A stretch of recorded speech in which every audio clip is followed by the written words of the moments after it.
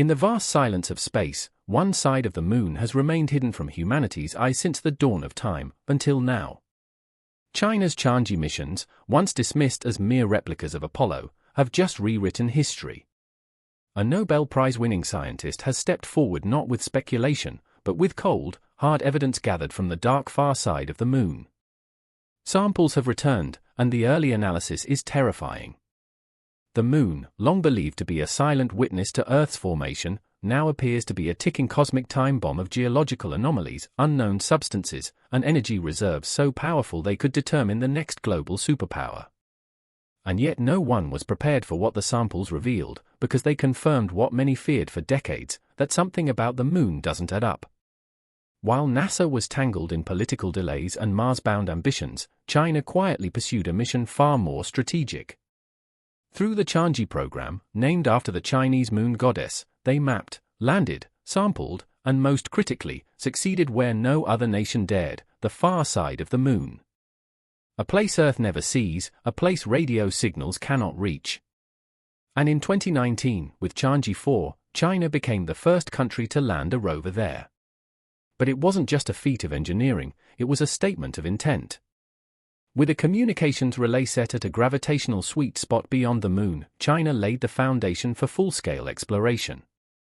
And when the U-22 rover began transmitting, what it found sent shock waves across the scientific community. A shiny, greenish, gel-like material lay quietly inside a crater, completely unlike the surrounding lunar surface.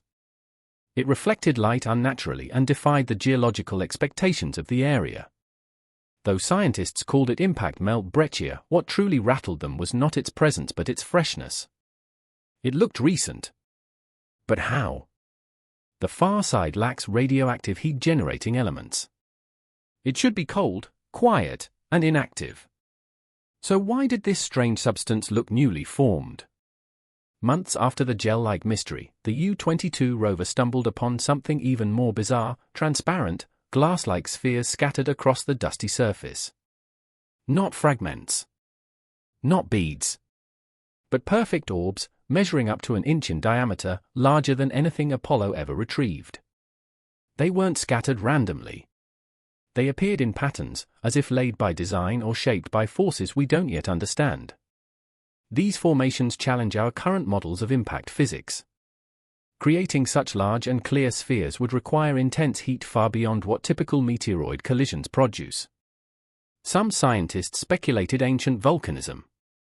Others whispered darker theories, hinting at unknown energy sources or buried systems beneath the crust.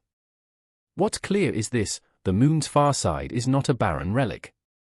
It's dynamic, unpredictable, and likely far more active than we ever imagined. And if nature isn't responsible for these spheres, who or what is? But the discoveries didn't stop at the surface. China's mission targeted the South Pole Rakin Basin, one of the largest impact craters in the solar system, formed by an asteroid strike billions of years ago. The force of the impact was so massive it likely cracked through the crust and exposed material from the moon's mantle.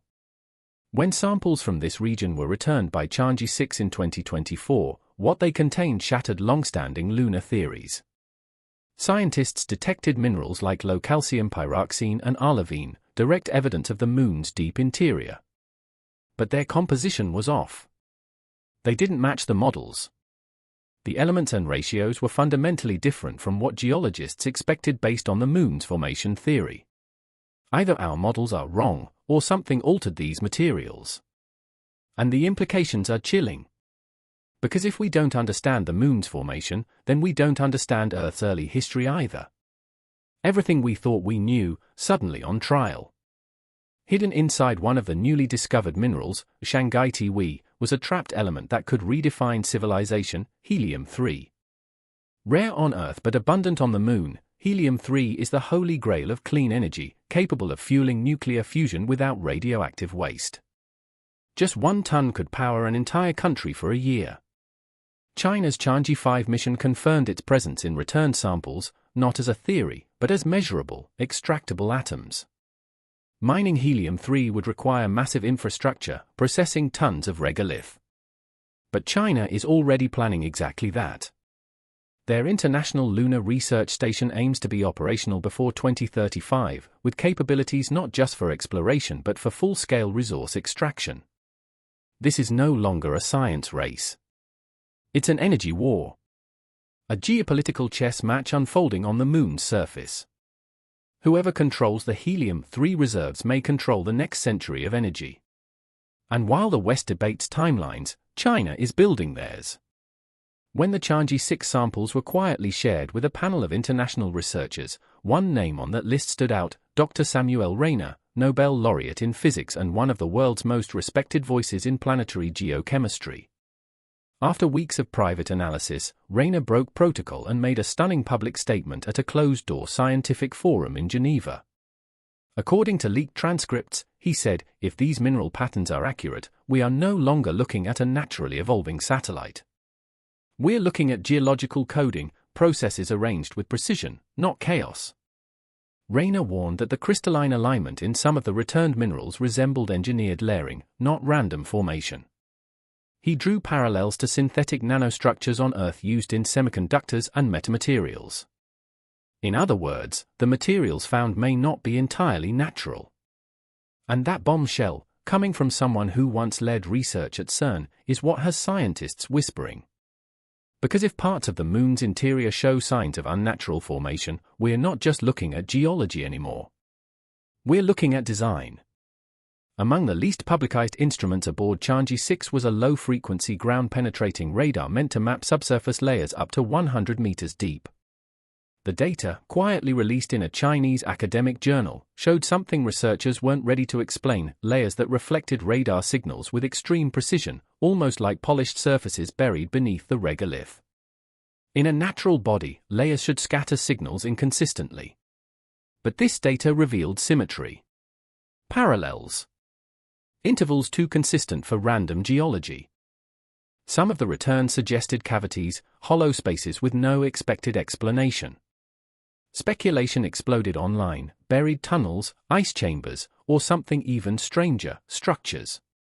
Of course, official reports denied any such thing. But the raw data remains. And analysts have started noticing something even more bizarre. Every 12 hours, a low-frequency resonance spikes near these reflective zones. It's weak. Barely noticeable. But it's there, repeating. And as one Chinese researcher anonymously noted, sometimes it's the regularity of a thing that makes it most unnatural. You'd expect NASA, ESA, or JAXA to address these anomalies head-on. But since the Tianji samples were returned, they've said almost nothing. No public briefings. No peer-reviewed co-studies. No engagement. Just silence. And that silence is growing louder. Sources within the scientific community say that internal NASA memos have instructed lunar researchers to avoid public speculation regarding Tianji anomalies until cooperative frameworks are re-established. Translation: don't talk. Not yet. Not until the West can catch up. Meanwhile, China pushes forward, publishing cryptic data under controlled state journals, restricting foreign access to samples, and advancing their infrastructure on the lunar surface. The Nobel laureate's warning remains unaddressed by official Western institutions. And this has led some to believe that the discovery is not just scientifically disruptive, it's politically dangerous. At this point, we must face the reality: we're no longer in the era of discovery. We're in the era of competition. And China's lunar activities suggest a deeper agenda. If the moon contains not just energy resources but unknown materials, then control of those areas isn't just about mining, it's about power. Technological. Strategic. Possibly even existential. And if what's buried beneath the far side of the moon is unnatural, or worse, intelligent in origin, then the stakes are beyond comprehension. This isn't just about who gets there first. It's about who decides what the world gets to know, what they choose to reveal, and what they decide to keep secret. For decades, we looked at the moon and saw a lifeless stone, a dusty echo of Earth's formation. But maybe that was never the truth. Maybe the silence wasn't emptiness. It was secrecy. A veil drawn over something too advanced, too alien, or too powerful for us to understand. China's discovery didn't just dig up lunar rocks, it unearthed a reality that many hoped would never surface. A Nobel scientist, one of the brightest minds of our generation, has broken ranks, warning that what lies beneath the far side of the moon may not be natural and may not be benign. Glass spheres too perfect to be random. Resonances repeating like a pulse. Geological formations that reflect, align, and resonate, not with chaos, but with design. If even a fraction of this is true, then we are standing on the edge of a cosmic revelation. One that doesn't just change our view of the moon, it shatters our understanding of who we are, where we come from, and whether we are truly alone in this solar system. If this information shook you, don't let it disappear into silence. Subscribe to stay ahead of the truths they are not ready to share. Comment below, what do you think is buried beneath the far side of the moon? Share this video not because it's viral, but because it might be the only way the truth spreads. Because this isn't science fiction anymore.